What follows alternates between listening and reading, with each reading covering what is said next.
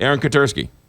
Good morning, McGraw, and happy Thanksgiving. This is, of course, one of the busiest travel times, of the year. It's 40% increase in the number of passengers that the TSA is screening, and they're doing it this time amid a heightened state of awareness about terrorism 12 days after Paris. In talking to a number of passengers this morning, though, there's a feeling of, we're just going to get on with it. A little bit nervous, a little bit of apprehension, but they say, look, we're not going to give in.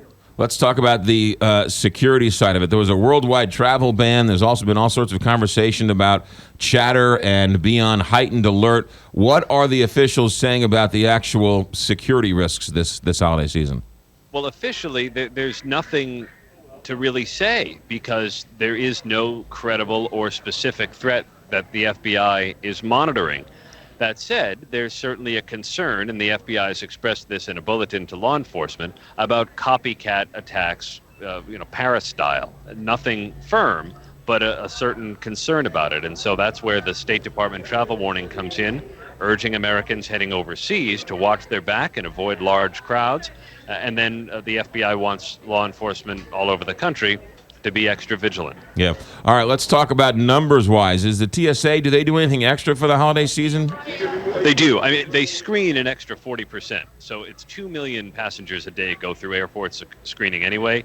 40% increase this time of year. And so they've put extra people on. I've actually been watching the lines here at Terminal B, and it's not been that bad. People are getting through. And there's no official enhancement given the post-Paris climate, although you have to imagine they're watching a little more carefully and going through the bag, perhaps that extra time. And that happens, I think, just naturally given the climate we're in. Can you explain to me or ask a very simple question is, why do I have to take my laptop out of my burlap bag? Does the scanner not work through burlap? Well, I think they're concerned about electronics and their ability to have, to be wired up for explosives, and so they want to have a separate look, and they want to make sure they can eyeball it. And that's part of the screening and part of what they do, given the nature of the threats they know. It's why we have to also surrender liquids, because there was a concern that liquid explosives were going to be deployed. That's why we take off our shoes ever since Richard Reed and the shoe bomber. The scanners can catch things. I think they also want to eyeball things too. Aaron Katursky live at LaGuardia Airport. He has a lot to be thankful for, including his undefeated Patriots, who were so maligned during the offseason. Aaron, happy Thanksgiving. Be safe. Happy Thanksgiving, McGraw. You got it. 623 here, Big 550, KTRS. I've never understood. Here, let me scan your body for all of this, and then your laptop, nope. Take it out of your bag. Yes, you got to take it out of the bag. Really? Do I really have to take it out of my bag? Really? You can't check the toothpaste in the bag? I have to take it out of my bag and put it separately?